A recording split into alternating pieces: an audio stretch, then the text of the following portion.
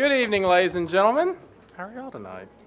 At this time, I'll call into open session the meeting of the AISD Board of Trustees on October 3rd at 7:06 p.m. I want to thank everyone for coming out on this wonderful October evening, and tonight we will start our meeting with the opening ceremony. Please join a student in the audience, Miss Betsy Hernandez, in the Pledge of Allegiance.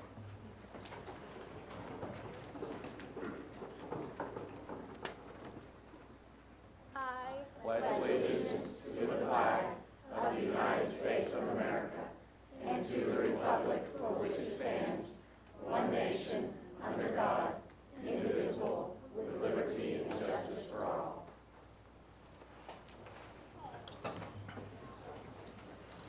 Thank you, Ms. Hernandez. Thank you, and please be seated. At this time, would you please silence all cell phone and electronic devices to avoid any disruptions to those around you? And at this time, would you also please join me in a moment of silence?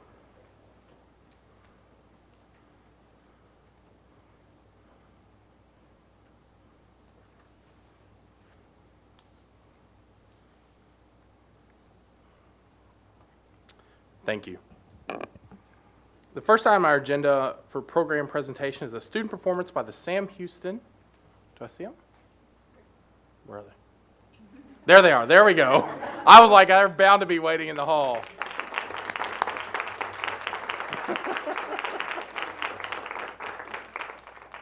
Performing is the Sam Houston High School Mighty Texan Chorale, directed by Rachel Plitt. I'll talk about all you students' honors in just a second once we see this amazing performance. Tonight they'll be performing Make Them Hear You from Ragtime by Stephen Flaherty.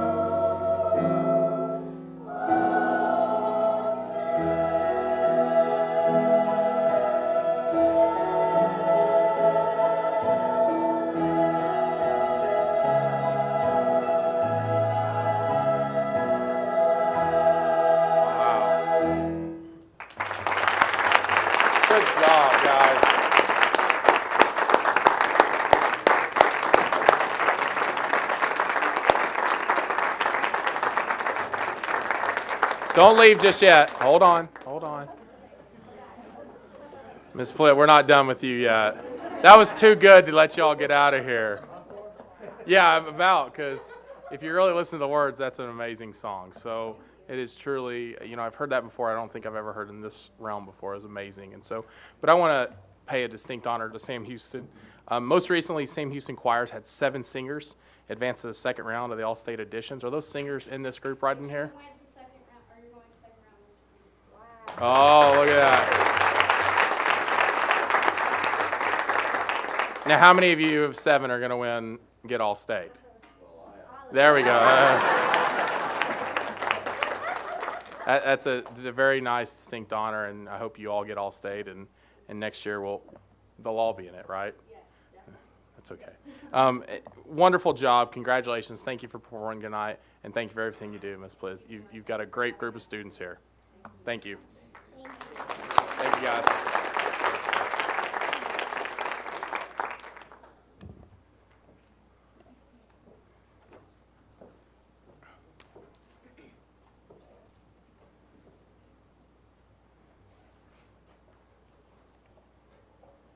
I like that performance, how the women's voices started and the men came out. It was amazing.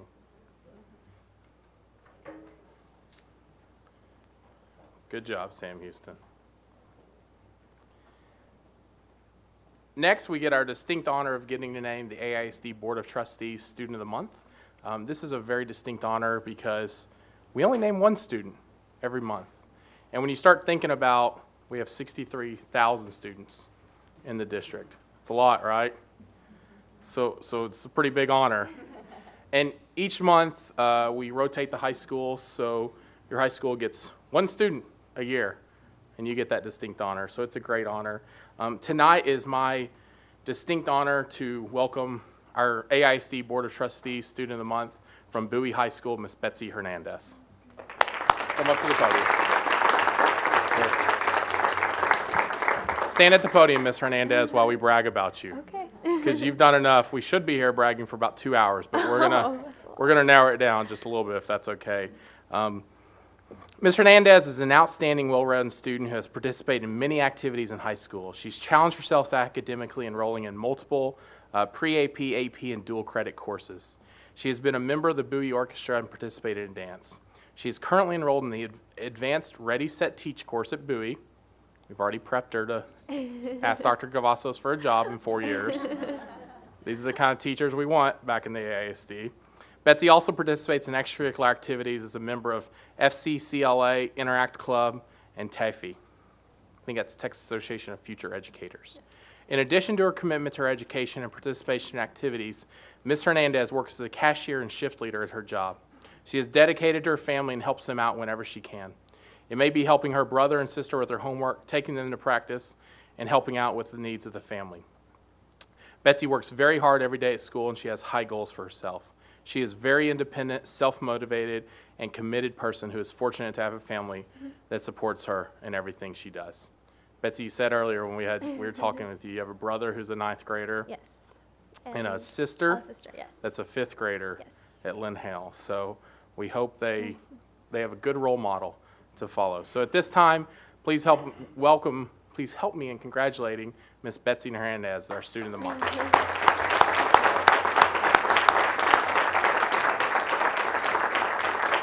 Now, Betsy, they usually tell the students they're not going to have to say anything, and I usually throw that out the window and have you say something because you are truly one of our amazing students. So at this time, please give us some words of advice and please introduce anyone that's come with you this evening. Okay, well, I guess first thing is first, I just want to say thank you to all of you and, of course, Mr. Manley. He is definitely a great principal. I don't really know what to say. You're okay. I guess today my dad came with me, my mom, my brother, and my sister. They're kind of the backbone of everything that I do. They support me in everything that I do, and I love them. So. That's very nice. and we already heard you're planning to be a teacher, yes, which we love. Maybe a superintendent.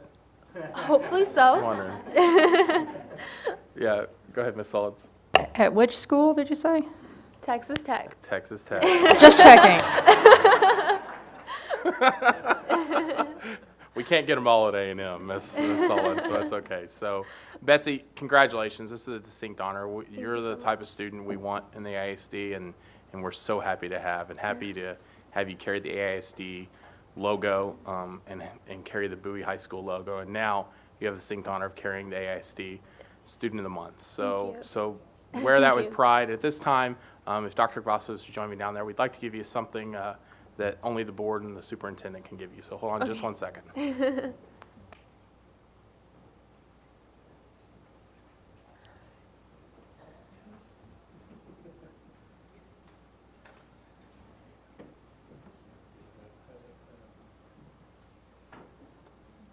Betsy, here's a pin that the Board of Trustees wear. I recommend, and Mr. Manley will let you put this on your student ID. Okay.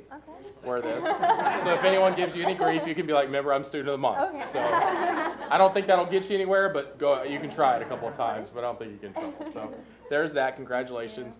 We also have a certificate awarding you, and we like to award you a couple of times. We have an acrylic plaque coming to you. They'll be delivered at your school also. Thank you so much. So congratulations. Thank you. Here, let's get it. Stand here. Get the picture. Get in the middle. Hold the plaque.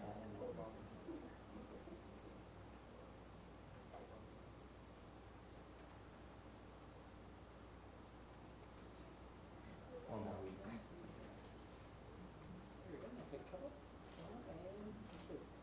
Tweet that out, that Bowie Hawk. We're going to be up on the stage. Congratulations. Congratulations, guys. Thank you. Now, the two younger ones, we expect to see y'all 4 years and 8 years.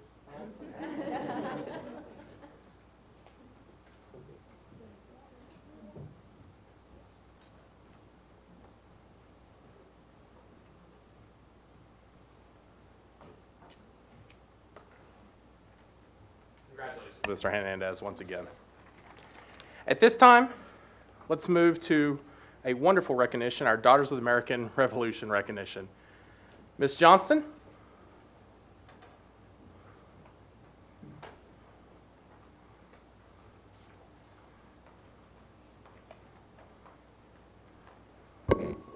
Tonight we are honored to recognize the Lucretia Council Cochran chapter of the Daughters of the American Revolution. They recently partnered with the College of Liberal Arts at the University of Texas at Arlington to establish a $50,000 endowment for scholarships awarded annually to high school seniors from the AISD. In addition to this scholarship program, the chapter annually presents awards to a 5th grade boy and girl at each elementary and an 8th grade boy and girl at each junior high who show outstanding interest in patriotism, history, and good citizenship. Each of the students receive a certificate and a pin in the spring. They also honor teachers through the National Society Daughters of the American Revolution Outstanding Teacher of American History Program. The recipient goes on to the state competition through DAR. I'd now like to introduce the chapter president, Miss Nancy Davis, who can introduce all of the other ladies who are joining her here this evening. Thank you, Leslie. I just want to add that our Outstanding Teacher of the Year, our chapter went on to win state, the Texas State Teacher of the Year. We were so excited about that this last year. It's my pleasure to introduce the ladies that are with me this evening from our chapter, and please stand when I call your name. We have Kathy Brown, who is the chairman of our scholarship committee. We have Miss Juliette Hyatt, who is the treasurer of our chapter. She is one of our organizing members. We organized back in 1953, and she is a jewel in our chapter.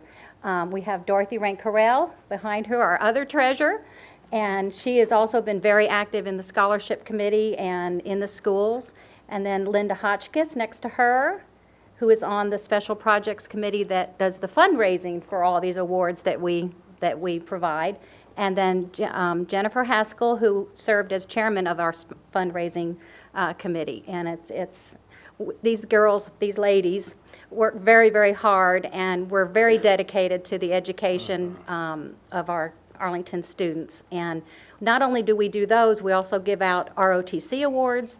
We have Good Citizen awards that we give out to seniors in the high schools. And so we're very, very dedicated to our students in Arlington. So we thank you so much for this recognition. Thank you, Ms. Davis. And let me take a moment of personal privilege while I do and tell you I was a 5th grade DAR award winner at Duff Elementary School. So most of them turn out pretty good. And Yeah. then sometimes you get one like us. But it's a Yeah, I distinct can't win honor, 'em and all. you guys do really bring back the patriotism in our schools, and we can't thank you enough. And anytime there's a scholarship, it's amazing to help our students Yeah. in that way to further their education. So I thank you for everything you do for this community and this school district. We can't thank you enough.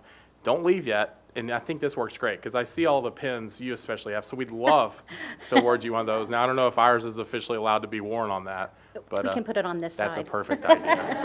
So at this time, Dr. Vassos, please let me know, and I'd love to give one to each of our ladies in the audience Go right ahead, now. come on up. Come on up.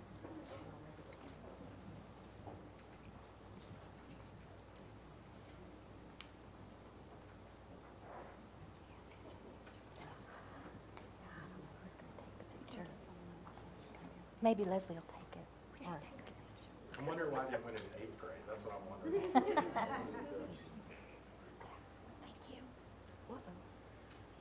There you go. Thank you Thank so you much. so much. Thank you, ladies, for all your work. Thank So you. nice. So nice, thank you. Thank you.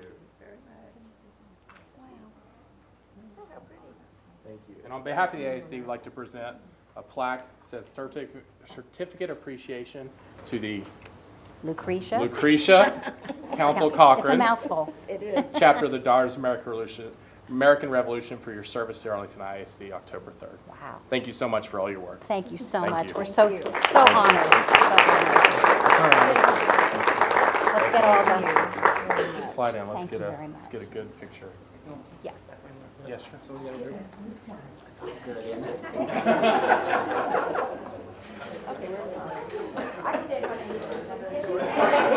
I think I'm good. You're not covered. I think you're all right.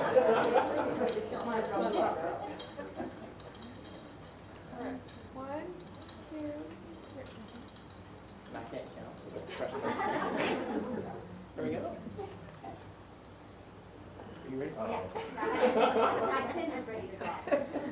And one more. And feel free to post it to y'all's Twitter. That's what we like to hear. Everybody here. absolutely. We all have Facebook. Yes, we do.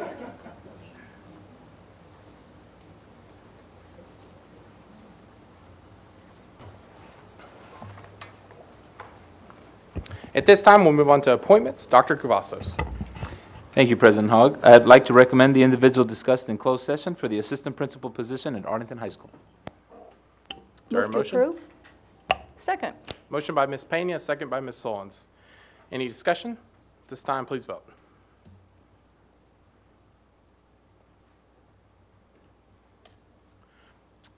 Five trustees voting affirmative. All trustees present, all trustees voting affirmative. We have a new assistant principal. Mr. Hibbs and Dr. Reich are both out on business ties, so they couldn't be here. Dr. Fassos, please introduce our new AP. Thank you, President Hogg, and I'd like to introduce the new assistant principal at Arlington High School, Ms. Natalie Baker.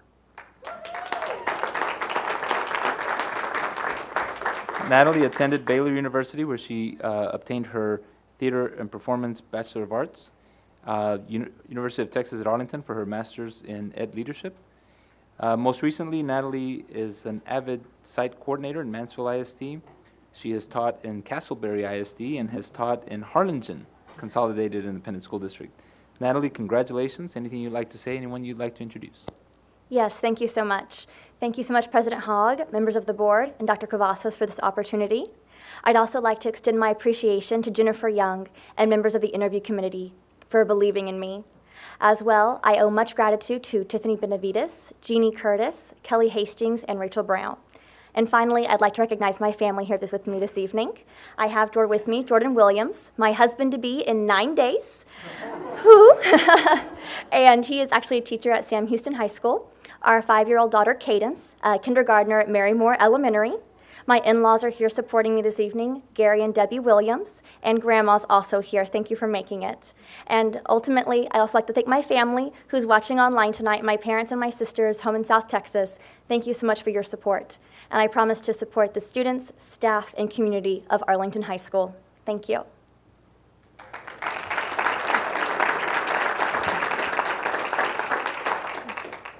It's It's a good, strong education family, I can see there. Absolutely, So that's what I like to see. absolutely. As is our custom, we ask the appointee please follow Mr. Hill to the lobby for a receiving line, so we meet you and welcome you to the AISD. If you would let the board go first, and we will take a brief break and be back at 7:40. Trying.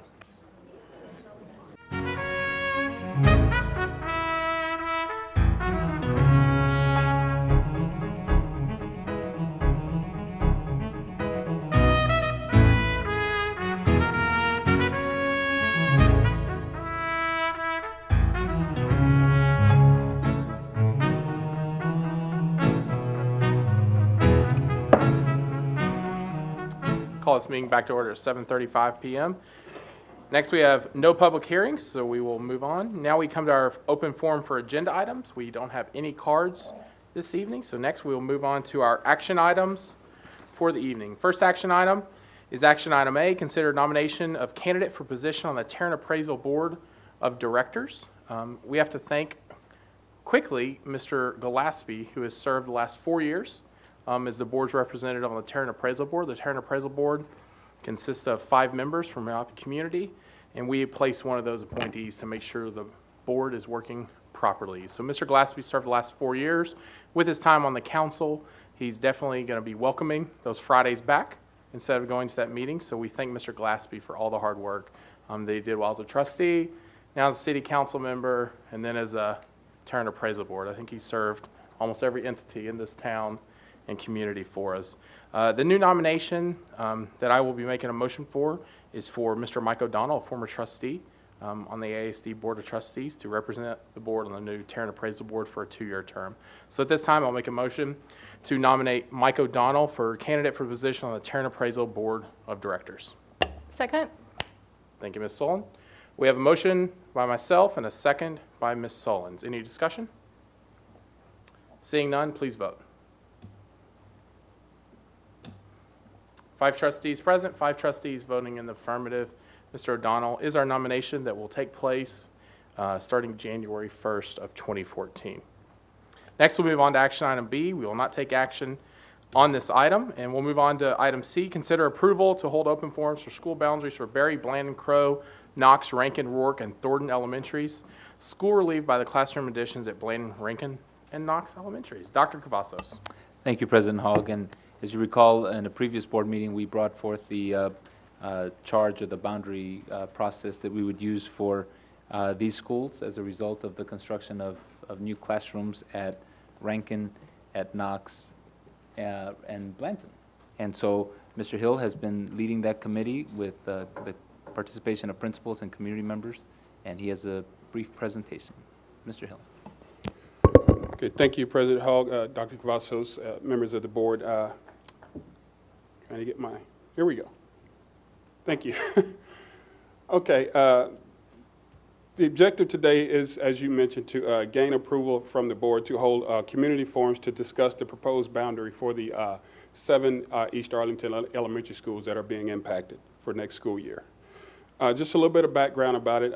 The committee is comprised of principals of each of the impacted schools. The principals have selected community members from their areas to serve on a committee to look at the proposed boundaries and have some discussion. There are central administration as well as Templeton Demographics, who's our resource for assistance with this project. Timeline, we made an initial presentation to you back on September 5th. The very next day, we identified and selected community members and the principals for that committee.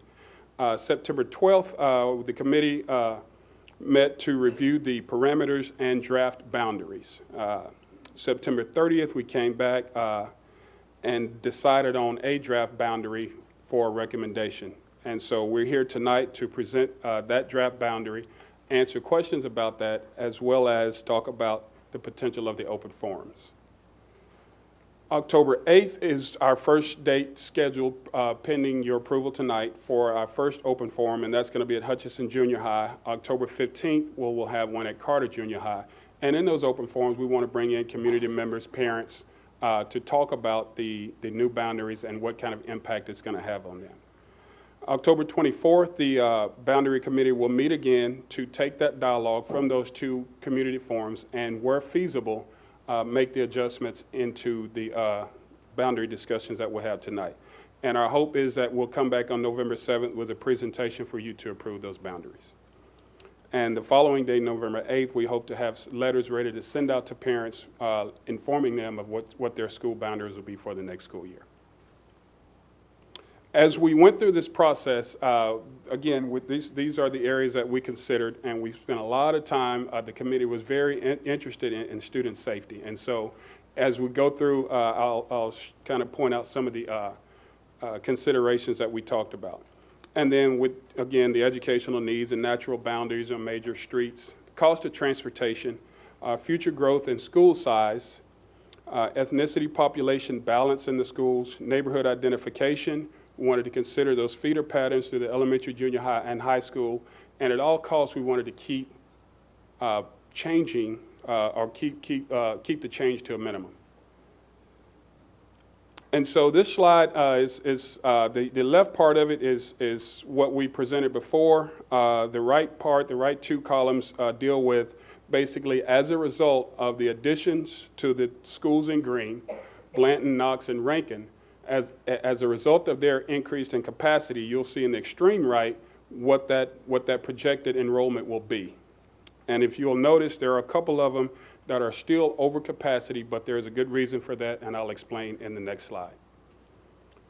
But as it stands right now, each one of the schools will be very close to or within their capacity for the 14-15 year.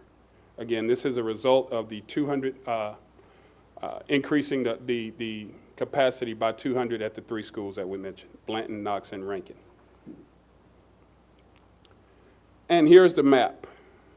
I want to spend a little time, I'm sorry, I think you have a copy of it for a little bit more clarification. But if you will look at the red outline area, that's the existing boundaries as it is today, the red outline area. The color-coded is what the boundaries will be as a result of the new drawing. For example, let's look at Blanton Elementary. Blanton is the area in the green right here, okay? I'm sorry, in the blue. If you'll look on your paper, you can see where it's the outline red in one area, but it's scaled back to the color of the blue, and so that's the new attendance boundary for Blanton. Okay, you're going from the red outline, shrinking down into the blue color. Okay, and so that's the consistency within each one of the school zones. And so if you'll go back to this one slide here, this one it outlines the capacity as well as the natural enrollment for each one of those campuses. If you'll look right here, I'm sorry, at Roark, they'll have a capacity next year of 634, but they'll have an enrollment of 700 students, roughly. And so I want to explain to you why that's the case. Currently, if you'll look here, this is Highway 360 right here. Currently, we are busing kids from east of 360 into Roark, Knox, and Thornton. These kids in the green right here, here, and here are bused every day to Roark. These kids in the blue are bused over to Knox. The ones in the purple are bused over to Thornton Elementary. Okay, and so the reason Roark is above capacity right now is because we could have taken these kids and divided them into these three schools right now, and then came back next year when that other elementary is built, and then divide them again. But we wanted to keep all of these kids as minimum amount of movement as possible. And so the principal at Roark is on board with this, that community, we will have that discussion in these open forums that we don't want to move kids more than once. And so we're going to leave them here and just bite the bullet for one more year, if you will. And then once the new elementary school is built, we will redraw boundary lines for east of 360 to include Farrell, Crouch, Anderson, Remenzi, and the new elementary. and then all of these kids that are being bused across 360 will have new boundaries on the east side of 360. And so with that, I will answer any questions that you may have.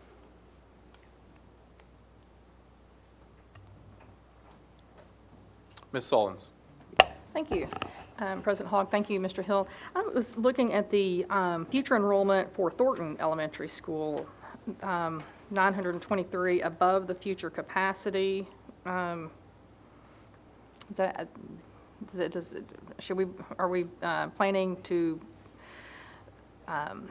address that under capacity right now? With regard to this current, with regard to the building additions? I guess what's the plan to meet the future enrollment at Thornton? Again, right now, these students right here in the purple are being bused across 360. Oh, to Thornton. To Thornton. Okay. Right. And so when the new school is built, our demographer can tell us exactly how many students are in this area right here.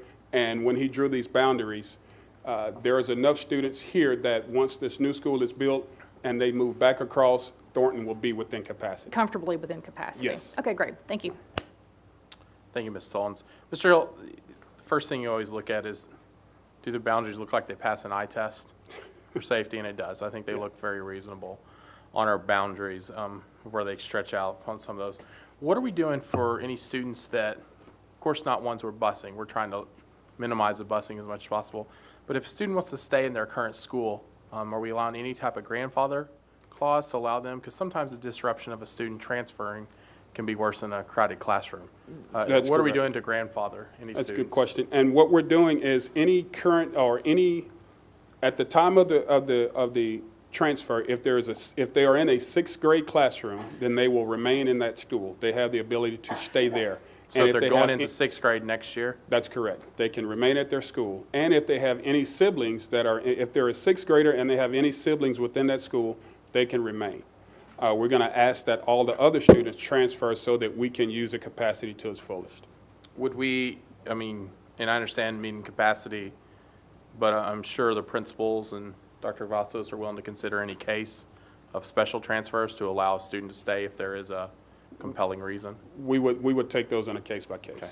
I just always worry. Sometimes when they're transferring and we're moving them, if they're a 4th grader or 5th grader and they think it's the best for them to stay at that school, I want to make sure we take those into account. Because sometimes we can also grant grandfather status, and I think a lot of times you'll find out Yes. most people don't take advantage of their grandfather status, but it does give those few that need it sometimes some priority. So I think that's important. So thank you.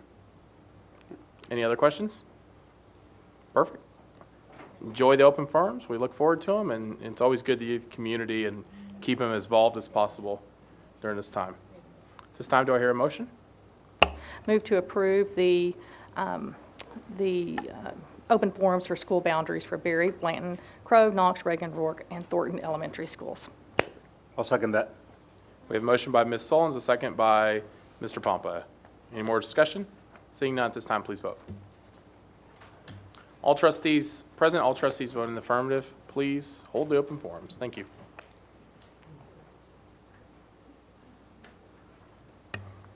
At this item, we'll move on to our consent agenda. Are there any items that we have withdrawn from the consent agenda by the board? Seeing none, we'll move on to considering items listed on our consent agenda. Ms. Powell, would you please share our donations and bids with us?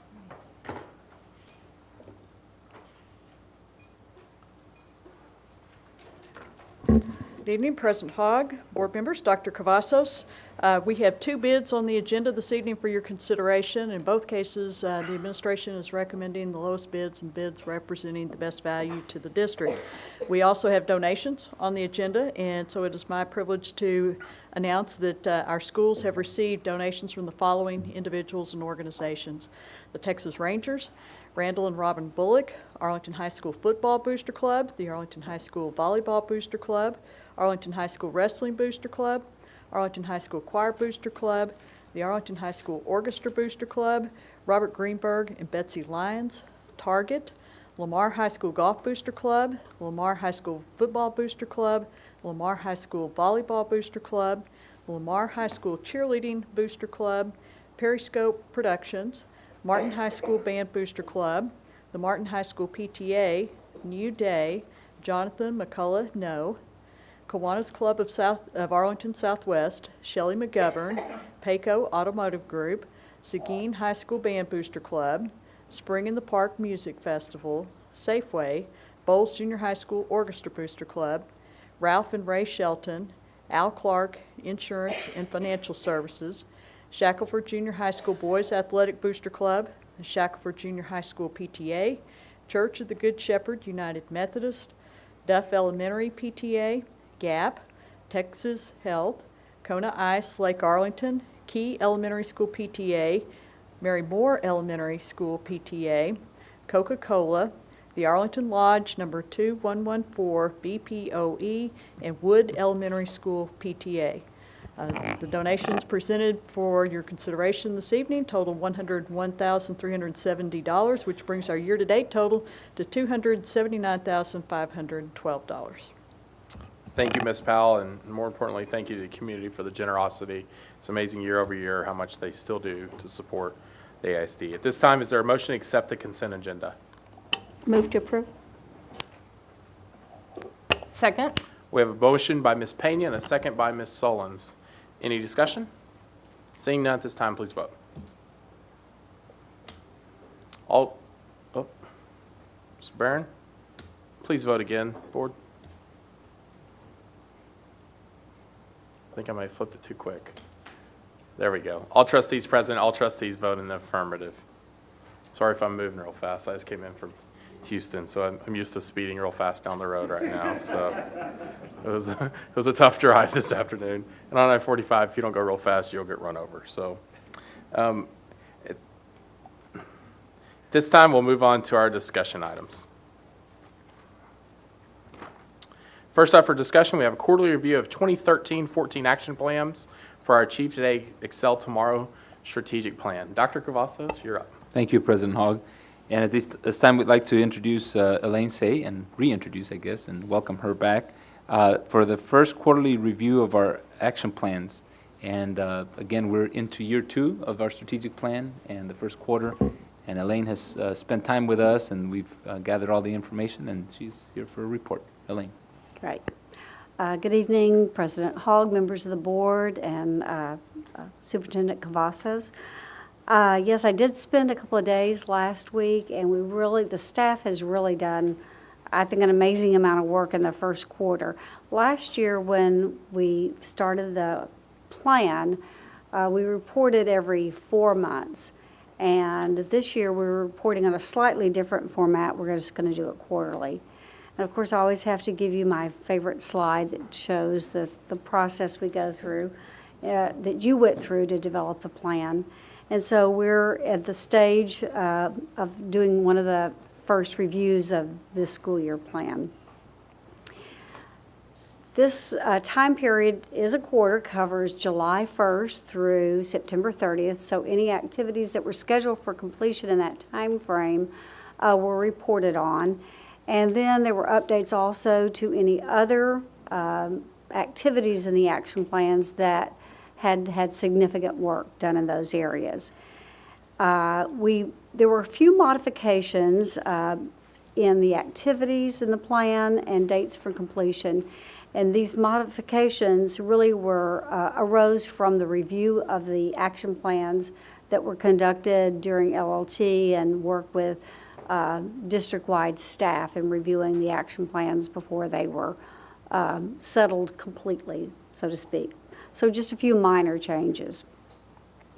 So what I'm going to do is to use those, the categories of inspired learners and so forth, and go through each goal area and just highlight the more significant accomplishments during this first quarter.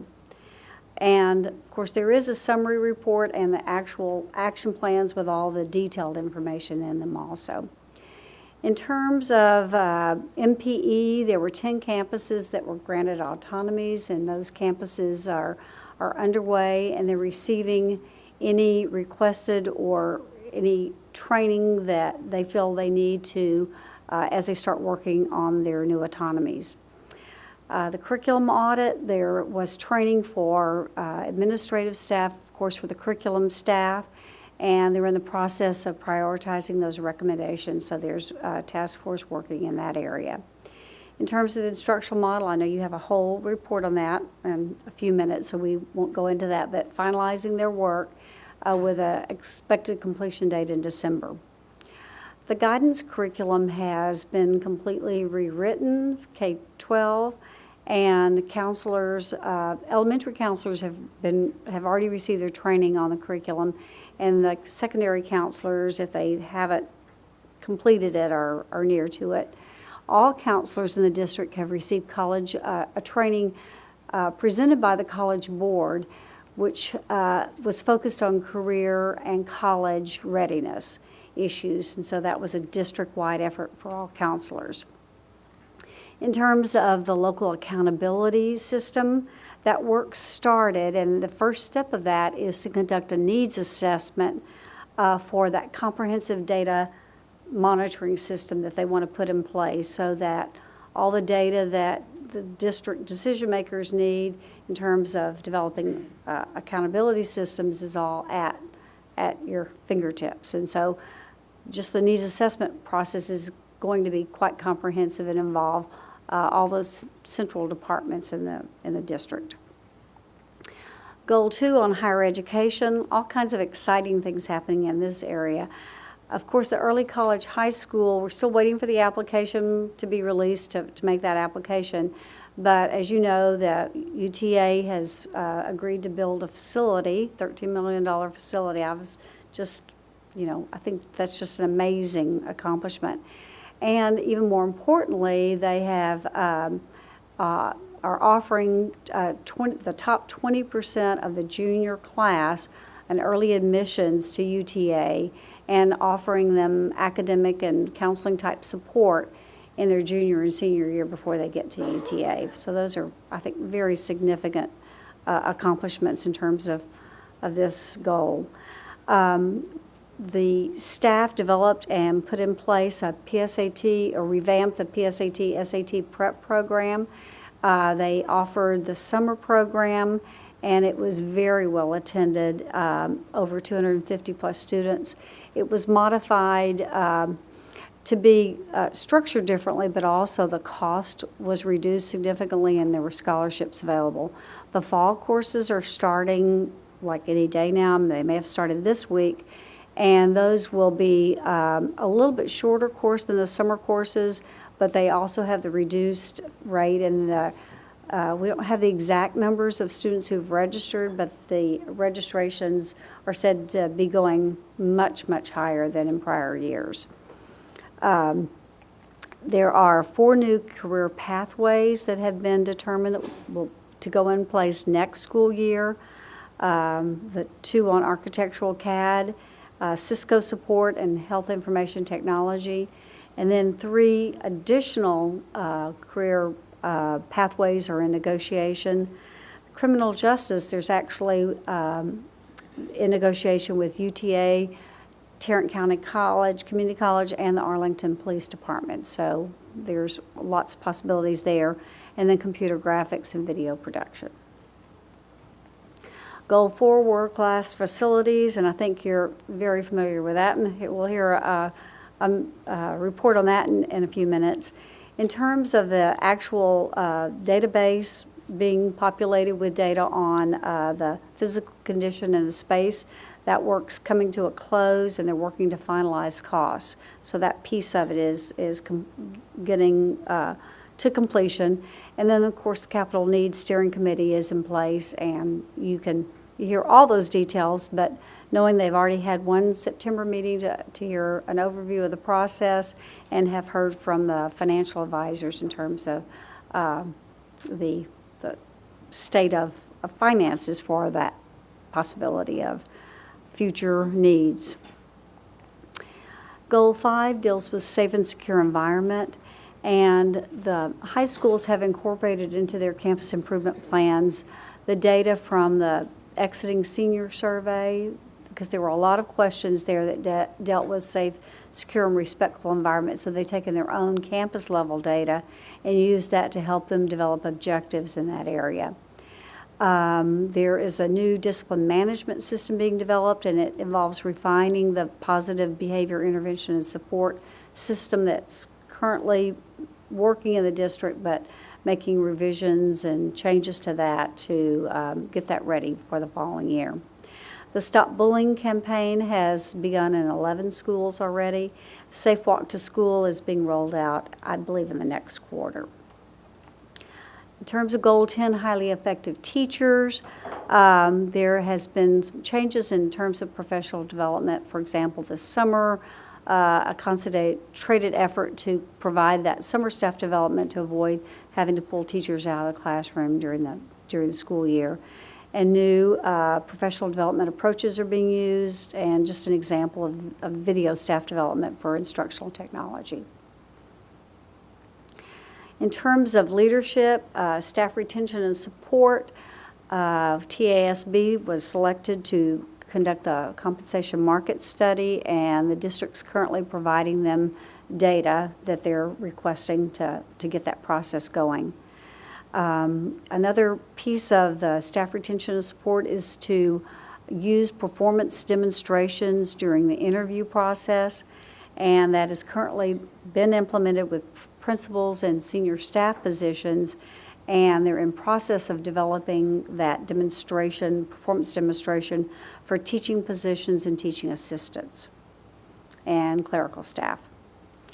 And then in terms of working with improving the work culture, campuses are using 90-day plans in their campus improvement plans, and they're taking the information from the employee engagement survey this past spring and using that data at the campus level to help them develop those 90-day plans for improvement.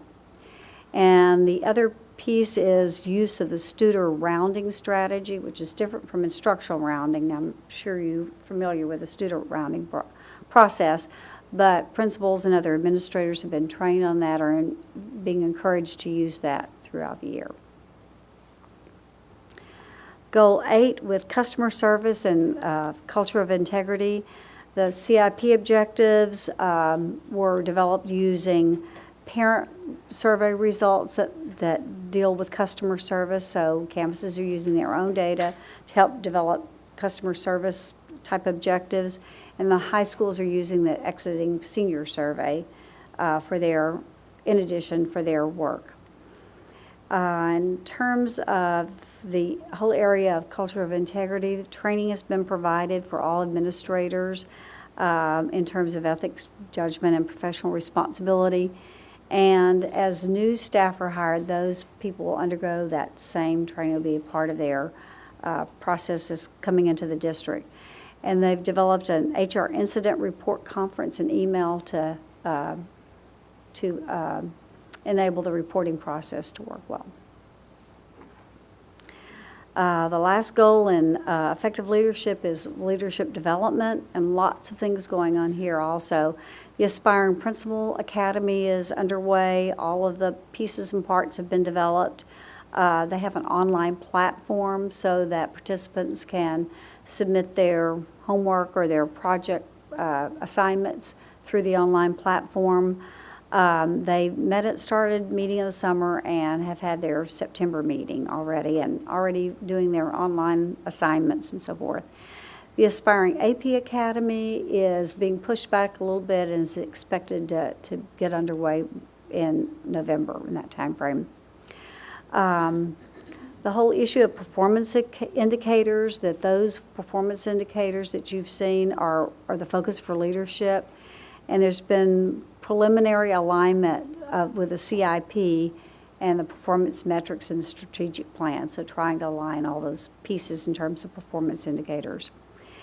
And then in terms of specific leadership training, new APs have had lots of sessions, and they focus on long-range planning, visioning, the Studer rounding, evidence-based leadership, and coaching for principals on the CIP process. So there's all kinds of training on topic-specific training.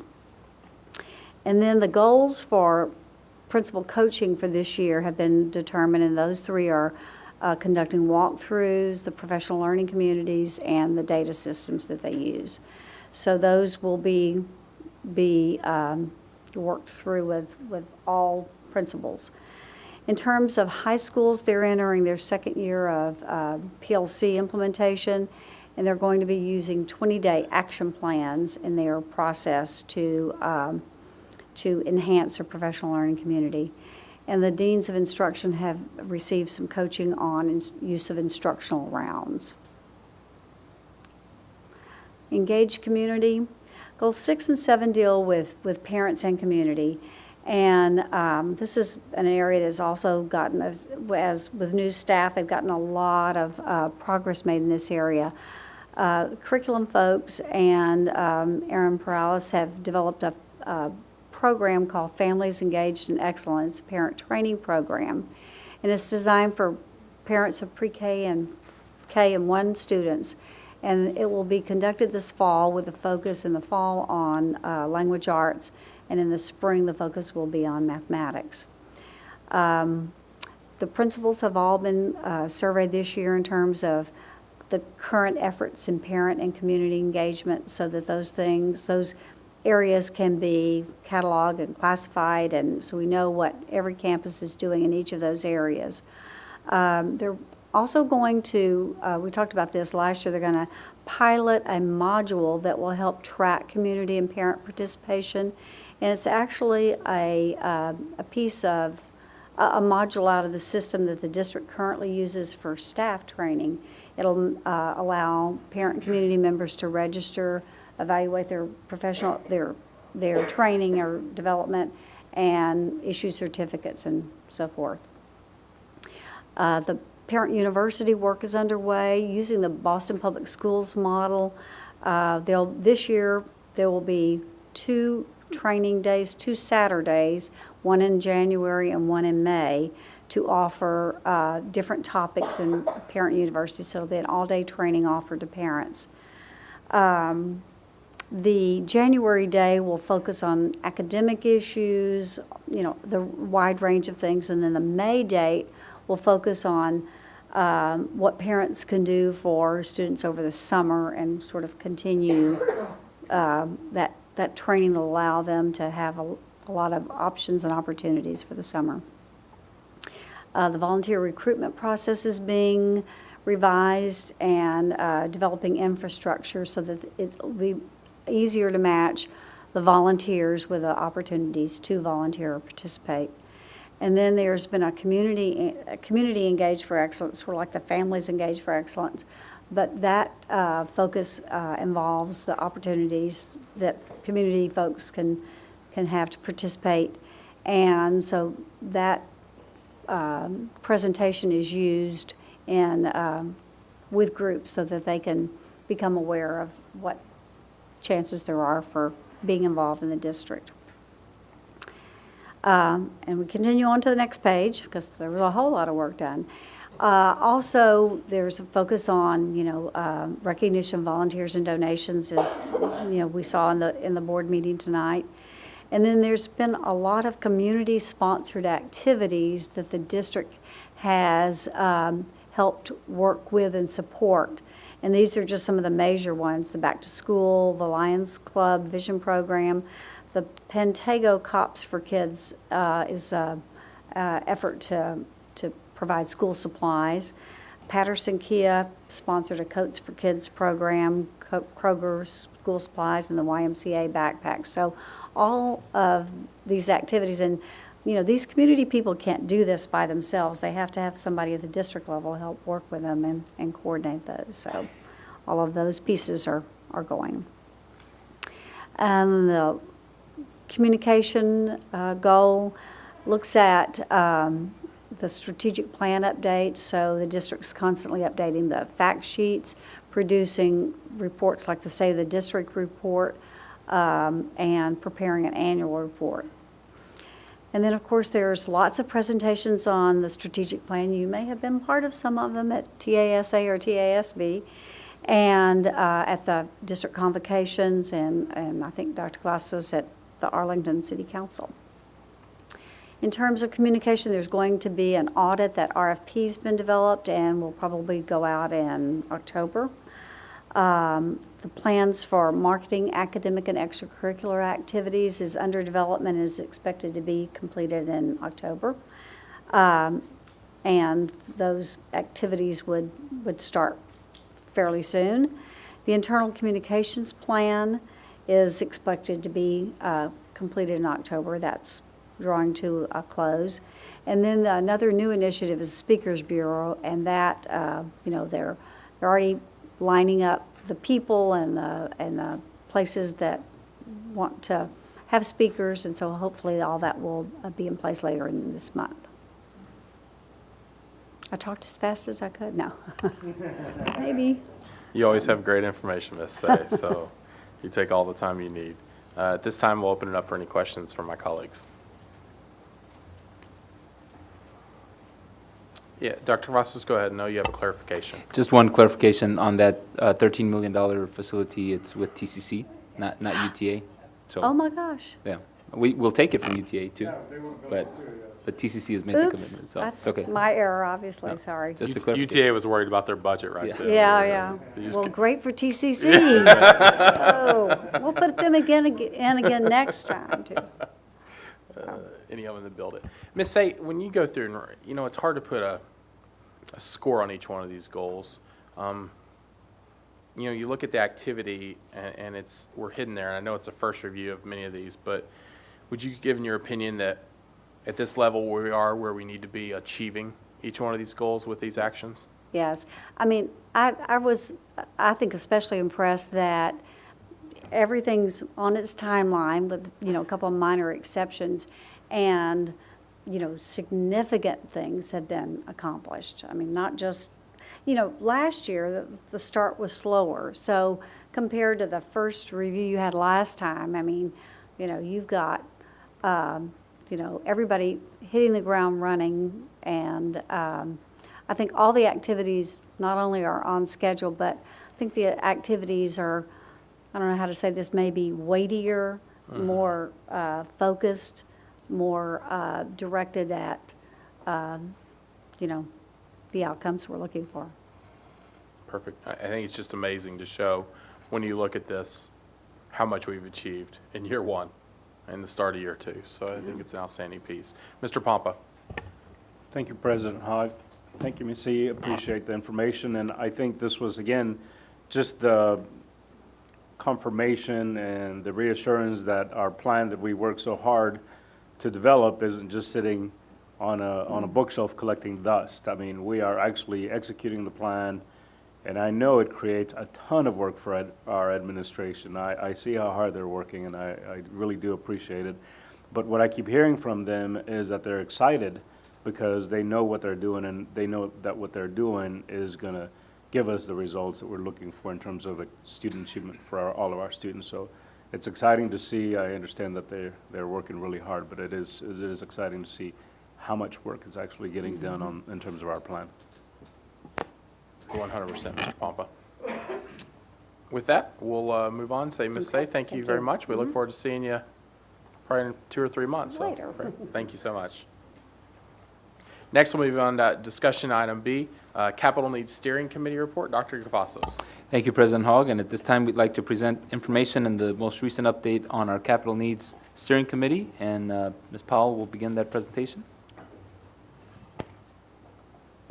Good evening, President Hogg, board members, Dr. Cavazos. We have with us this evening several individuals who will share with you, and I'm going to introduce David Sturts first. David is with DeYoung Richter. He is one of the consultants facilitating the process for us, and David is going to give the introduction and make the presentation. We also have the 2 chairs from our committee with us this evening. Chad Bates and Jeff Williams, I saw, was here a minute ago. My wife came in, needed to move back here. Absolutely, that was a good move on your part. So, all right, with that, I'll turn this over to David Sturts.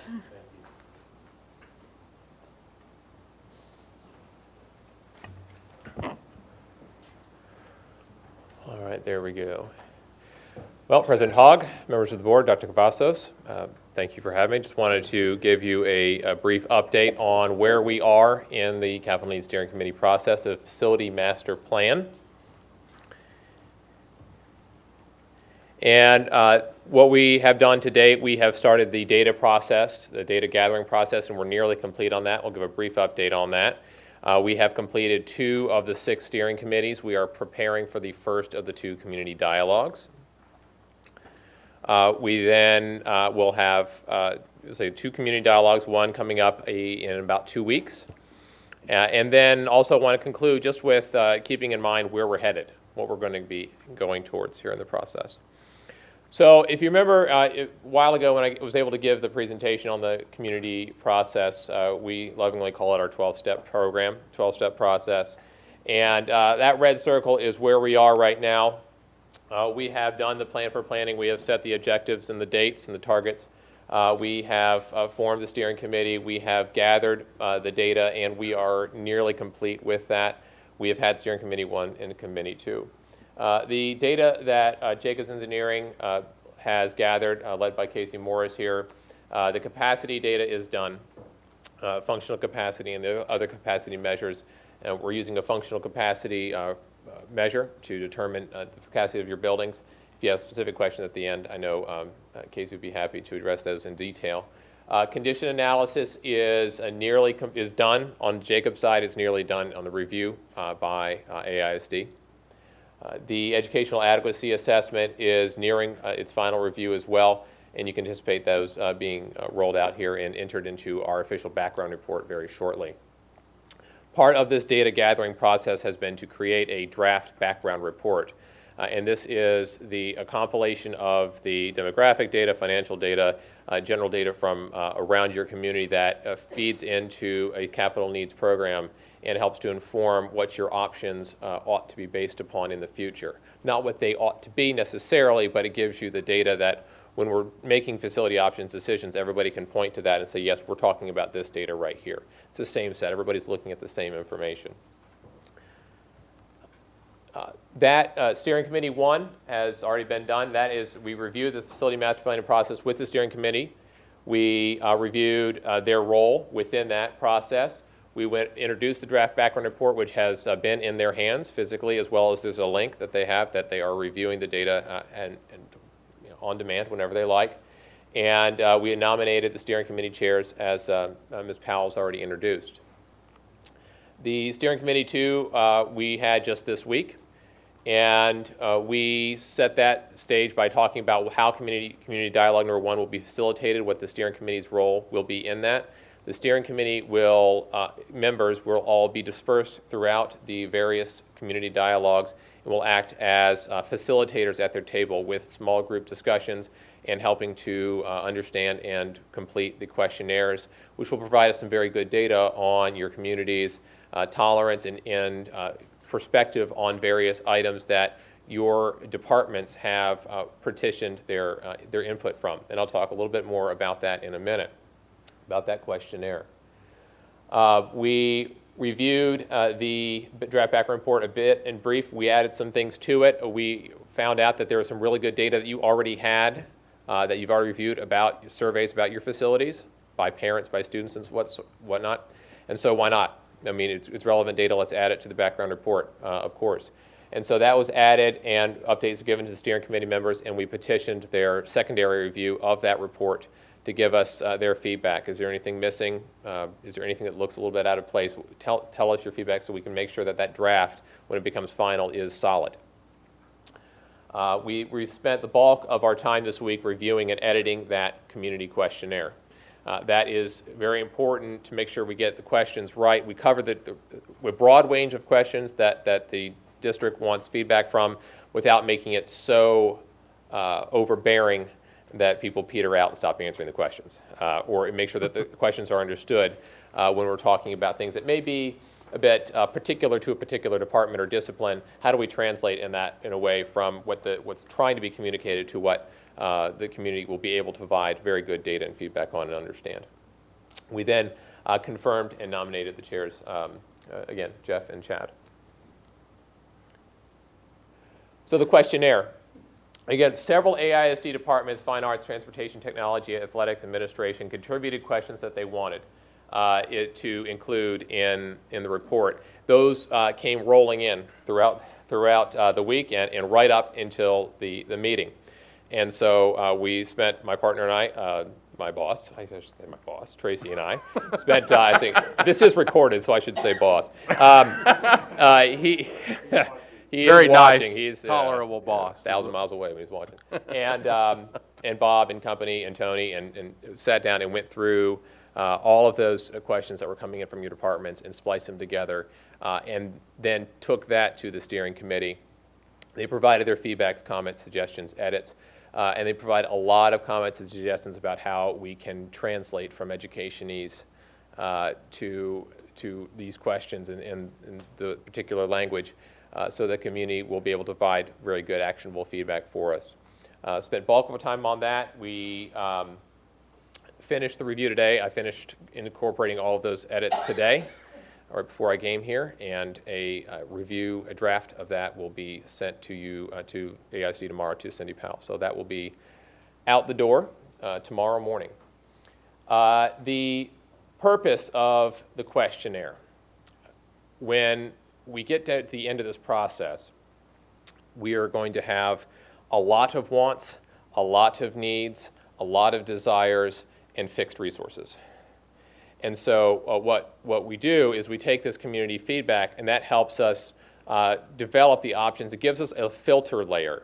When we're looking at all these options, we're trying to decide what do we want to do and where's the support to do what we want to do, because we can have multiple wants of equal value, but if there's really heavy support for a certain item and not for others, that really helps inform us how we can proceed forward, given the fact that we have more wants than we have resources, which is the case in every district, and every organization, and every household, and so on and so forth.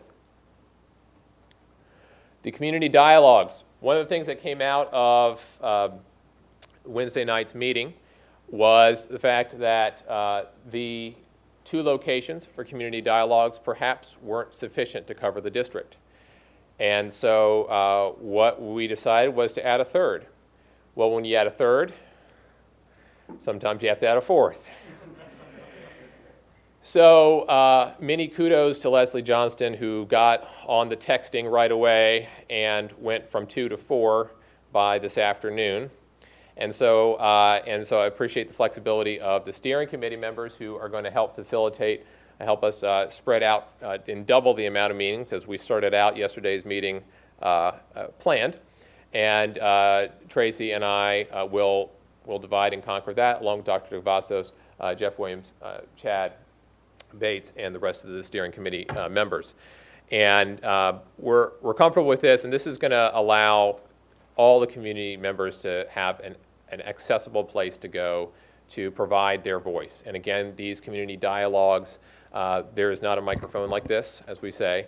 What there is there's good questionnaires developed by your administration with our input as facilitators, with your steering committee's review and their input, and we will look for their feedback, both individual questionnaires and group questionnaires from that. We're also doing a brief, we do futures conferences in here, just a brief of lifting above the fray of we need more drinking fountains, we need more electrical plugs. Yes, we need these things, but let's look up at direction of education. Let's think long-term and strategic here, aligned with your strategic plan, and then we dive into the details. And so here, this is just a conclusion, a brief update today. If you want to take that word example only, circle it in red. Everything on here, these are options, and these are sample options, sample things that are discussed and towards the conclusion of a facility master planning process. These are not predetermined ends that we are aiming towards directly. And so these are things that we end up looking at. We have alignment of data, we have our demographic projections, we have our condition assessment data. We look at program delivery, not only program delivery as it is, but program delivery as it's desired to be. And there are multiple strategic planning processes that have been going on simultaneously right now, and we're seizing that momentum and going to look at that and consider that when we do options development later in the process, financial capacity, community input, and then, of course, prioritizing these things as maintenance renovations. If we need, is there boundary realignments? We talked about that some tonight already. Program placements, shifting around, is that an option? So many, many things. Too many things to list. If I listed them all here, you couldn't read them. So that is my brief update as to where we are in the process. I just encapsulate the next steps as we do have these community dialogues. The first set next week. We'll return for steering committee numbers 3 and 4, where we will work on options, looking at the community input, given the background data, and we will proceed to steering community dialogue number 2, which we will look at educational framework questions regarding educational program delivery, and we will conclude with steering committees 5 and 6 when we are in the final stages of options development. So with that, President Hogg, I'll turn it back to you if there's any questions.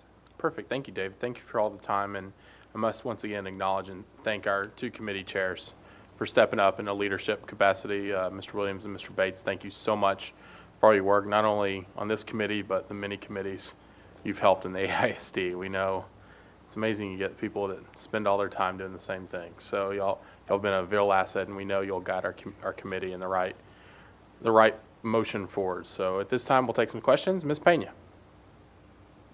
Ditto.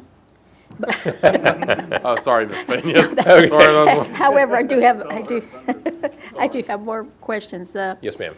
You mentioned filtering the data. Yes, ma'am. And between the wants and the needs. Yes, ma'am. And in the filtering process, one of the things I would like to see is what you filtered out as well. Mm-hmm. And that's because I think that sometimes the board can make a decision that will allow some of those other things to come back in, depending on what direction we're trying to go, in addition to the strategic plan. Sure. So I'd like to have that available to us as well. Sure, sure. And when we do options development, it's in multiple stages. And as we go through, we can certainly provide a record as to where things received greater weight than others. Great. Mm-hmm. Thank you. Absolutely.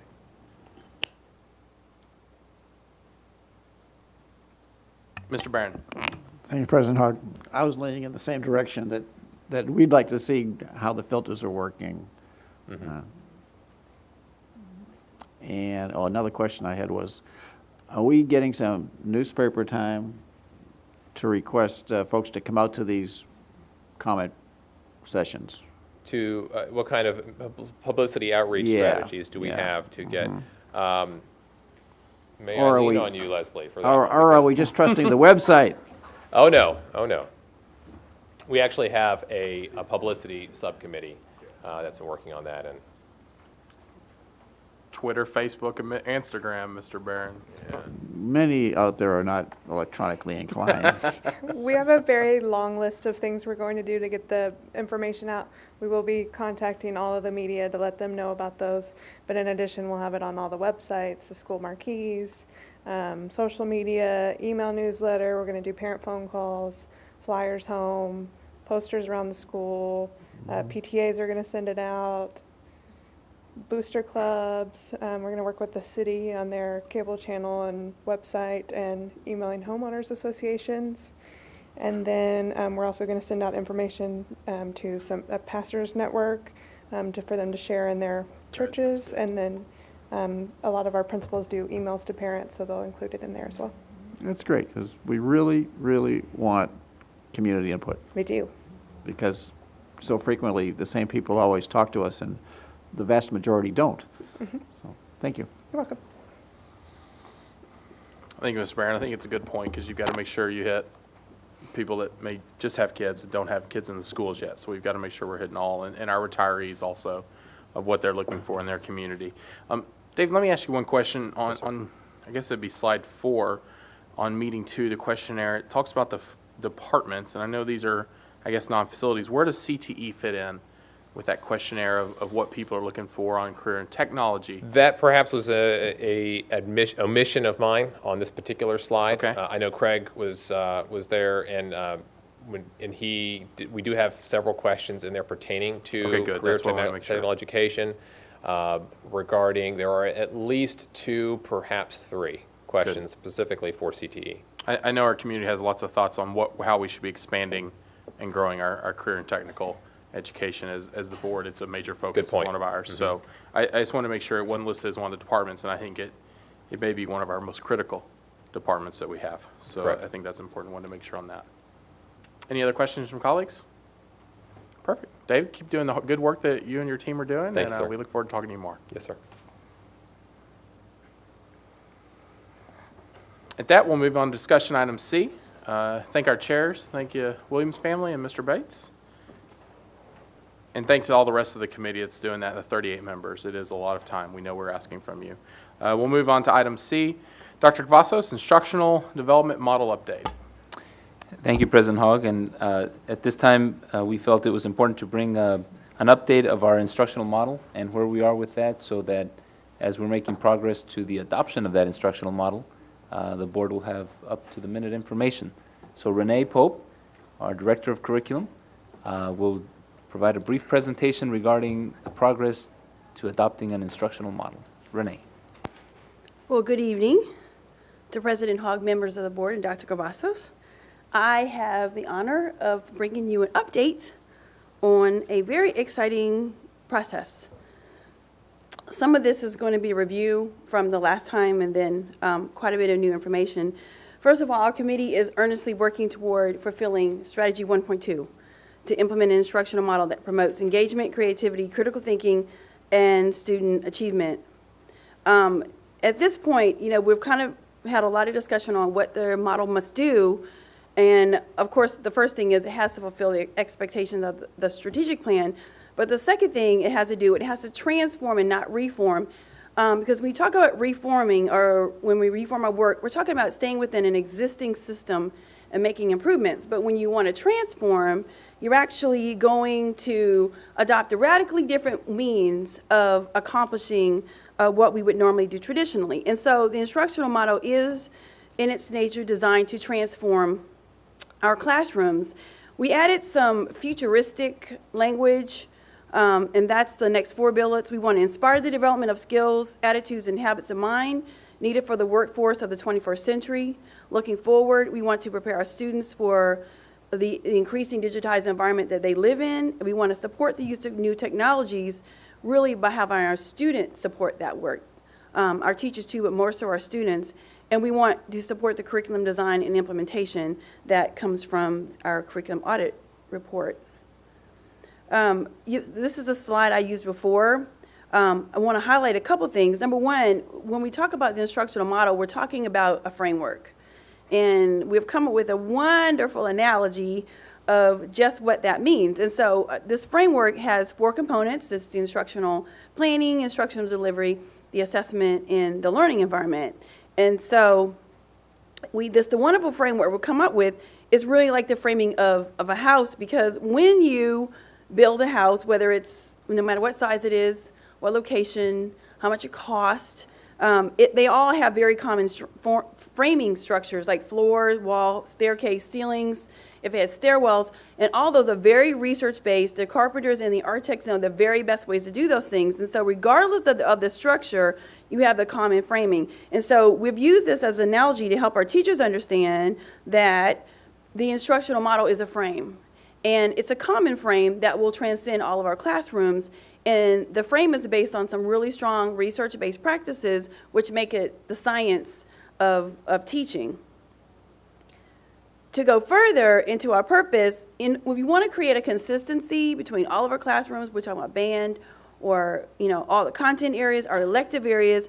That framing will be the consistency that we will see across our system. The framing will also help fulfill those other things, like what role does assessment play, and how are we going to help our teachers to deliver powerful lessons, but also meet the diverse needs of all of their students. So going further with the characteristics, it's really important that we marry the art of science in the science of teaching and the art of teaching, because the science of teaching really is all those wonderful research-based practices, and that's our frame. But we have to make sure that we protect the art of teaching, and that's our teachers' creativity and their ability on a day-to-day basis to have the license to use the strategies to meet the individual needs of their students. And so to convey that message, because I know that was one that's kind of a concern for them, we use this analogy in our training. So we have these homes, and they're very different. But of course, they all have common framing for floor and wall, and they have stairs and ceilings.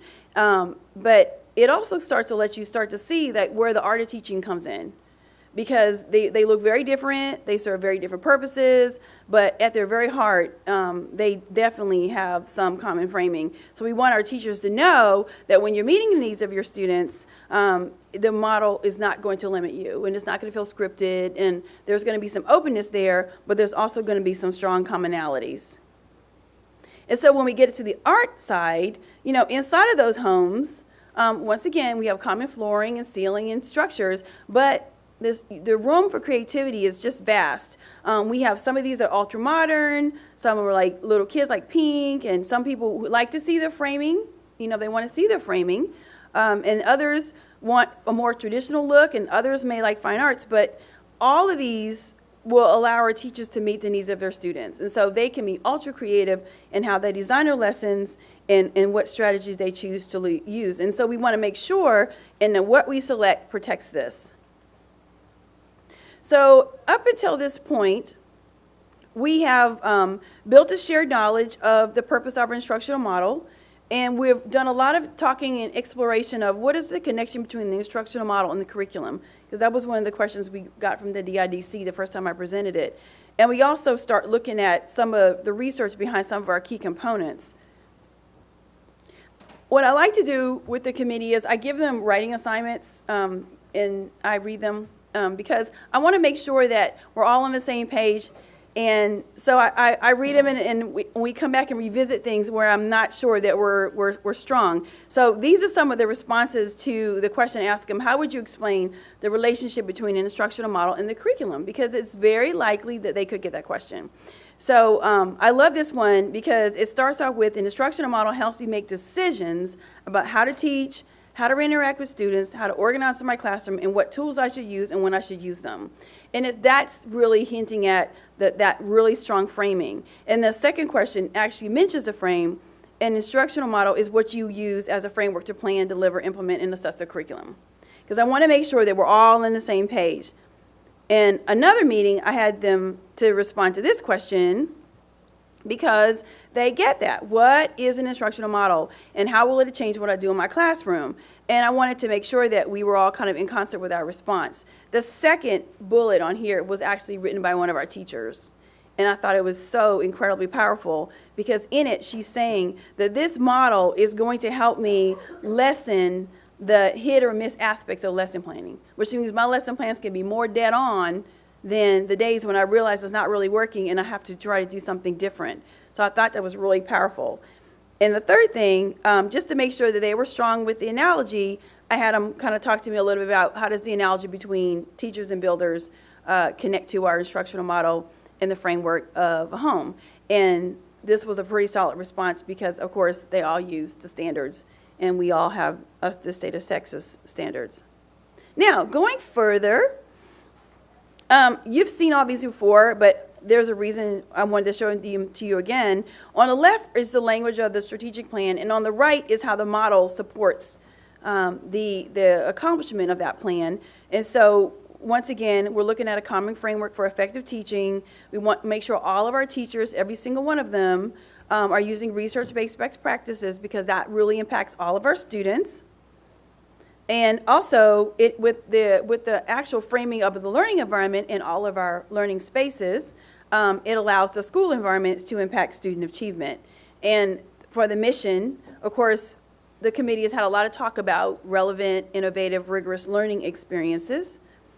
And on our objectives, we know that this instructional model can increase instructional effectiveness. And when you increase instructional effectiveness, that's where it allows you to really try to accomplish those goals of 100% of our students will graduate on time and 100% will reach their full academic potential. And this one, lots of good discussion around what is a leading edge learning experience that promotes engagement, creativity, critical thinking, and achievement. So we have come up with an awesome rubric, okay? And what we did is we took the strategic plan, and it's in the language of the plan, and we made that our rubric. And so, because I told them, and they wanted, we had lots of really great discussion. Because they first, well, how do we know? We want to look at the model first. I was like, no, we have to really be bold. So we want a model that meets the destination, and the destination is the expectations from the plan. So that's our baseline. So the committee has formed into wonderful subcommittees, and they are doing a lot of research to flesh out the key components. For example, there's a committee working on learning environment, and they're doing research on learning environments to figure out what are the key components of a learning environment that we should be able to assess the model against. There's a wonderful committee doing relevant, innovative, and rigorous learning experiences. And they're trying to figure out what are the key components of that. So if we measure a model against it, we can make sure that we can accomplish that. The next two, I added the 21st century skills because I wanted to be futuristic. I didn't want the model to kind of confirm what we're currently doing. I wanted to be a little edgy. So I added that one. And the integration of technology, that comes straight from recommendations 2 and 6 from the curriculum audit report, because we need to really do a better job with technology integration, and so we decided to make that a part of our rubrics. And on this part of the rubric, once again, there's 3 additional committees on engagement, creativity, and critical thinking, but they're trying to figure out what is it about a leading edge learning experience? What are the characteristics of that experience that will promote engagement, creativity, and critical thinking? So it's not just any engagement, it's the engagement that comes out of a powerful learning experience. And because in year 3, activity 5 mentioned project-based learning and peer-focused learning, we went ahead and made that a part of our rubric. So we have committees working on project-based and peer-focused. Now, the last 3 areas are really overall areas, and those are the ones that every member of our committee will work together collectively. So we have 9 working subcommittees, and there's a committee for each one of these bullets, and their homework is due to me tomorrow. One of our wonderful community people set us up in this wonderful website called Basecamp, and so we're all working in this electronic realm, and all of their homework is due to me tomorrow in the Basecamp, because I can go into everybody's committee and see what's going on and prompt their work. So all my subcommittee work is due tomorrow because we have a deadline. Now, in terms of selecting our criteria, once again, we want to make sure it's aligned with the expectations of the strategic plan. 2, we want to make sure that we're fulfilling the 4 components, and we want to make sure it fulfills the recommendations from our audit, that it's definitely learner-centered, and that whatever we select has the capacity to do a really good job of professional development for us because we are a large district. So looking right now, I've established a steering committee to kind of be kind of like the brain trust of the process. We are in the process of finalizing our rubric, and we are working in our 9 subcommittees. Right now, starting, I guess, next Friday, we will have our first presentation from one of the models that we're considering. They're coming in to do a 6-hour overview with the committee, so the committee can ask really good questions. And we are going to work on our trainer model for our principals so they can start taking the messages back to their teachers, because there's a lot of curiosity in terms of what is the instructional model, and we want to make sure they understand that well in advance of its adoption. And then we also we had a wonderful opportunity to do a site visit. Next week, we're going to the Hazelwood District in St. Louis. Pearson, the Assessment Institute, said that they had the very best implementation that they've ever seen of an instructional model. And so we are going there to get a behind-the-scenes tour next week. And also at the end of October, we'll start our formal evaluations of the models. And then by November, we'll complete all of our presentations of the overviews. Hopefully, we'll conduct another site visit, and we'll be able to, as a committee, select that model and start integrating our district initiatives, like make sure it supports PLCs and data-wise. And then in December, I'll be back, and hopefully it'll be approved. In January, we start our implementation process, and so we will be reforming committees to start implementation planning, and I've already had some wonderful campuses and principals who have volunteered to pilot it. So we'll conduct some training very early January and have some of our campuses piloting it, because it's so important before we roll it out to the district that we worked out whatever little challenges may be there. So we will spend our spring semester with the help of our wonderful campuses and principals getting that done.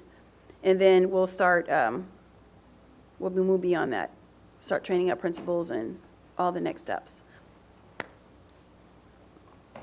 Questions? Ms. Pope, I'm glad I don't have homework due to you tomorrow. Are there any questions for my colleagues? Ms. Pompey, you had? Oh, sorry. You voted? Yeah. Just a discussion, but you can vote for it, I guess, Mr. Pompa. Go ahead, Mr. Pompa. Ms. Pope, great presentation. This just totally blows me away, and because we talked about this a long time ago, and it was just kind of a hazy idea that we came up with in a small group of us. I think Peter was in there, because you were the teacher in there, and a few of us, and then we had Dr. Cavazos come explain to us what an instructional model was, and your analogy of the house was perfect, because I was able to really finally understand it, exactly what it was. But yeah, great stuff. Who's on this committee that is working so hard? I mean, this is a lot of work you guys are doing. We have parents. We have community members, we have administrators, and we have teachers and the curriculum staff. It's about 48 people. So you have parents and community members with homework due to you tomorrow? Yes, they have homework. They're on subcommittees. And one of our community members is one that set us up in base camp, and so it's been wonderful because we can work without having to merge all those schedules. Yeah, I use Basecamp at work. It's great. It's great. Because I have employees all over the country, so it's really good to coordinate efforts that way.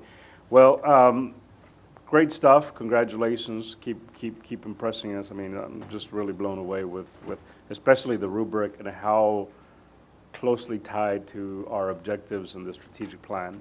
How that is structured. So that's great stuff. Thank you. Thank you. Thank you, Mr. Pompa. I agree 100%. Ms. Pope, you're doing a great job. Let me ask one question. I think as important as the model is, it's how it's going to be delivered to the teachers. And not like the training. I think the PDs, the professional development, I agree 100% with you, but maybe from a technology side, how they can then find those. Is that part of I think we're a little early in the stage, but after we have our model of how it's going to be electronically communicated out and the teachers able to access, is that part of this, or would that be another stage after we have our model of how we want to do that? It's really a part of the implementation. Okay. Because I think it's going to be important that it can be rolled out in a lot of different formats so that it won't all be face-to-face. So that'll be the creative edge that we have to apply to the implementation process of it. And I just think that as we're making a change, a big drastic change, which sometimes can rile some people up, but as we work with Chad and our technology department, if there's new systems or new ways for us to make it more user-friendly for our teachers as they roll something like this new out, I think it's a perfect timing to have some type of transition to something like that so that our teachers see something new and shiny from a technology side and a new instructional model. That's great. Just a thought process. Absolutely, and one of the things we've talked about includes the fact that as the comprehensive model is rolled out, that some of our training would be parts of the model in phases in terms of the actual in-depth training, because it can be overwhelming, a huge instructional model, and try to understand it in one session is not going to really happen. And so we would roll it out in phases of implementation, such as if there's an engagement piece, things like that, then we would train on that and phase it out appropriately. Agree, Dr. Frost. I think ease of use is as important to the teacher as what it is, because the easier it is for them to access and utilize, so that we don't have 10 different logins or they have to go to 10 different locations. If they have one single sign-on, where they can then access the information, load it into their system. If I can give them 5 to 10 minutes back in their day, we know a teacher uses every single minute of their day. So anything we can do, and timing-wise, it may be a process. Mr. Barron? Thank you, President Hogg. Here's the vision that I see in this, where this is going, is that a teacher would have a topic they want to do a lesson on, and they can go to our model and grab a module and put it in the anticipatory set, and grab another module and put it here and put it there, and then tweak those modules rather than going from scratch. Using it from a shared community process, so if Sure, something's out yeah. there, I know in my work, when we create presentations, we can go into our SharePoint drive and click all the pieces we want, click one button, and they're all created into a presentation And then together you for us. massage it to fit yourself. Without a doubt. Yeah, It and works. that, we don't want to remove that creativity on the part of the teacher, but we want to make their jobs a lot easier than they are right Creativity now. and their own customization, Sure. because everyone has their own feel. I agree, Yeah. Mr. Barron. Ms. Sullins. Thank you, President Hogg. Ms. Pope, outstanding presentation. I think this is among the most daunting tasks I've seen us take on, and I appreciate your enthusiasm and the entire group's professionalism in this deliverable. It's coming together very nicely. But I do have a question, and that is, your house analogy is perfect, but sometimes when houses are built, someone forgets to put in the stairs, or they forget to put in the bracing, or something arrives and we can't go forward. What happens for the students that don't have the framework when they arrive in our district? Is that something that's specifically being addressed by this instructional model to make sure that their framework is solid moving forward? The best way to explain that is, you know, we have the 4 PLC questions. You know, what do they know? What do we do if they don't know it? Right. And so the model doesn't really have any content in it. It just, it will say, if a student comes to you and they don't know, what is the best way to, number one, assess where they are? And, you know, and then how do you scaffold their understanding to get them to where the standard is? And they're like really research-based practices by which we do that. And, you know, and our great teachers already know those and do them well. And so it's just kind of like making those apparent so that everyone would understand what's the best way to take a child from A to B. But the curriculum itself will have to provide some help for that. And then we'll have other structures in place as well. So the model doesn't really come with content. It just comes with a really powerful process. You're looking like, no, not yet. Yes, yes, yes. I hear you, and I understand. I think that as we at this the purpose of the instructional model is to deliver knowledge to children, to students, I would assume, in its most essential state. So, and I'm sure that that it's in there, but I know that you know, we all are not expert home builders, and sometimes, you know, if I'm building the stairs, you're in trouble. You know, and so so we'd want to make sure that as we have students that come in at different stages, you know, what the plan is in terms of structure on the instructional model to make sure that they're off to a solid future. Thank you. Thank you very much. Perfect. No more questions, Ms. Pope. Once again, thank you for all your hard work. You've made lots of progress and done some great work since last time we talked. Thank you. Thank you. Never thought I'd say I'm excited about an instructional model. I know all the teachers are, but boy, thank you, Ms. Pope. Next, we'll move on to open forum for non-agenda items. Ms. Jones, do we have any cards tonight? No cards, we'll move on. Dr. Cavazos, Superintendent's report. Thank you, President Hogg, and I'd like to share some information about our district this evening. And today, Cindy Powell was honored by Safe Haven of Tarrant County. She was selected as the Legacy of Women Award recipient for education. And there's Cindy.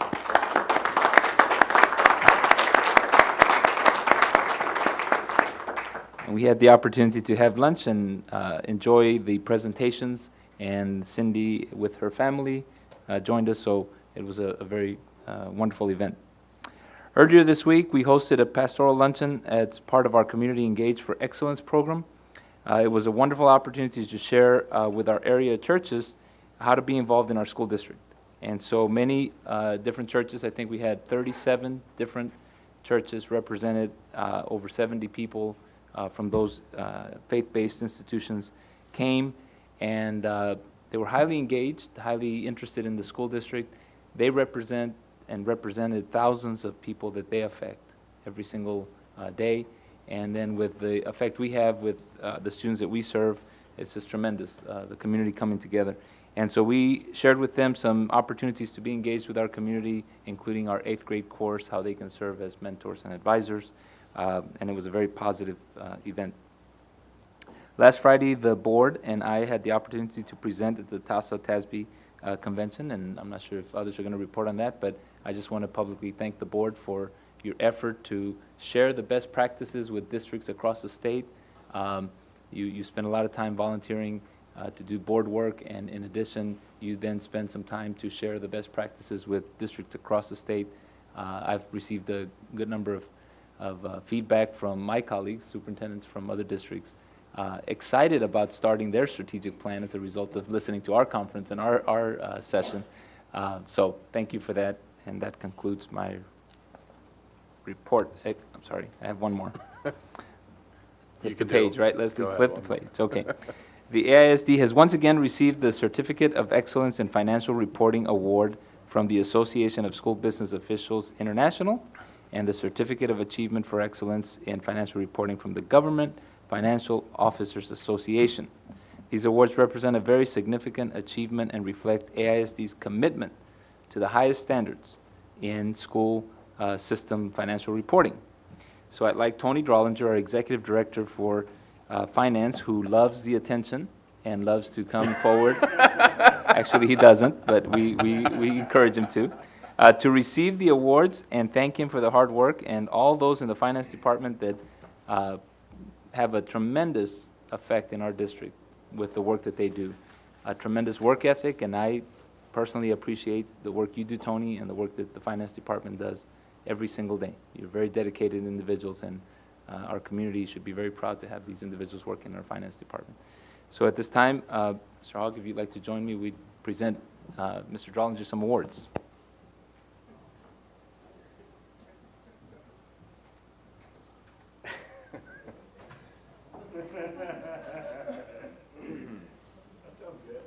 What did he say? He wants you to dance. Oh, I'll just take the award. Congratulations. Thank you very much. I do appreciate that. Good work. Congratulations. You know I'm gonna say a word. Yeah, absolutely. Okay, I got to have my 5 minutes. First of all, this is not my award. This is the Business Office Award. It is the people in the business office that work to make sure our reports are in good shape and to get this award. Just for point of record, this is for GFOA, this is the 34th year we've received this award consecutively. That's a long-standing tradition. In fact, I don't even think Cindy and I were even barely born at that time. So, and for ASBO, it's I'm better with numbers than that, okay? But for ASBO, it's 24 years. But that is a long-standing tradition. The point, though, is, you know, with the complexities of today's school business, it's getting harder and harder to win an award like this. So that really is attributed to my staff, and I want to thank them. So, and thank you as well. That concludes my report. Thank you, Dr. Cavazos, and to the entire finance staff, finance and accounting. Thank you so much. We talk many a times as a board, and we all confirm we feel very confident in what our finance and accounting departments are doing, and that's, as a board, our fiscal responsibility is our number one, so it's nice to have that feeling. So thank you for all your hard work. At that, we'll move on to school board reports. Mr. Barron. Thank you, President Hogg. It was truly an honor to represent this district at TASB convention and do our presentation, see all the folks that showed up for that. I'm always kind of hesitant to take Dr. Cavazos anywhere because I know that someday somebody's going to grab him and that's it. And we don't want that to happen. We're going to lock them up. So much of what we spoke about was the trust between the board and the superintendent and the board and the staff, and we've really got that trust here, and it makes me feel good. I wanted to bring up one thing. I read something about our electrical conservation folks saving a ton of money and being nationally acclaimed.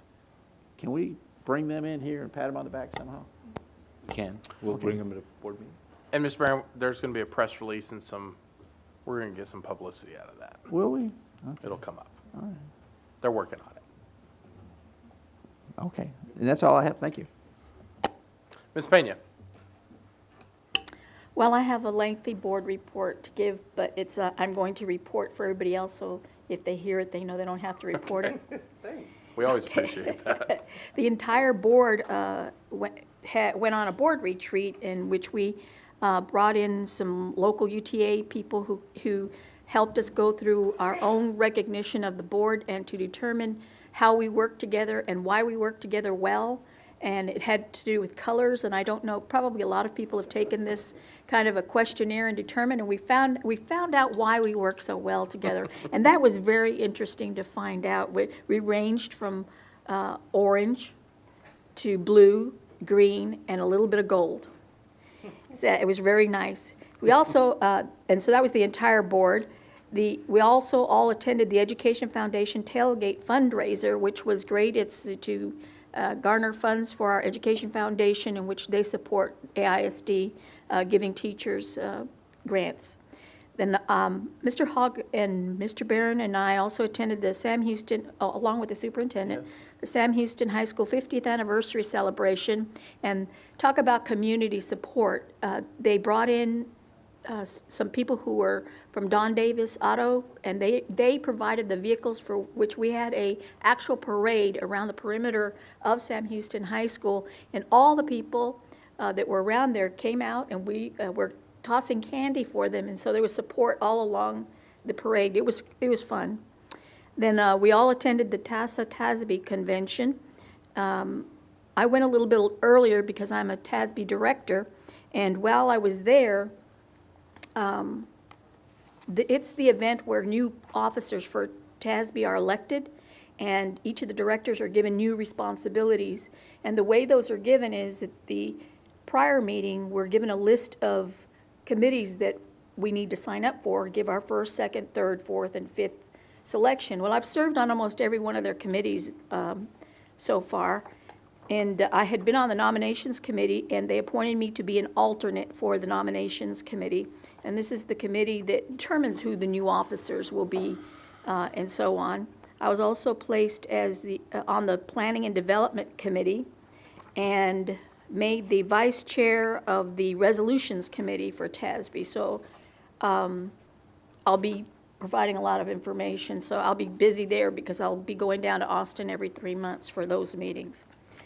Then on Saturday, when we did the election process for the new officers, I was a delegate, Mr. Barron was a delegate, and Dr. Reich was an alternate for the delegate assembly.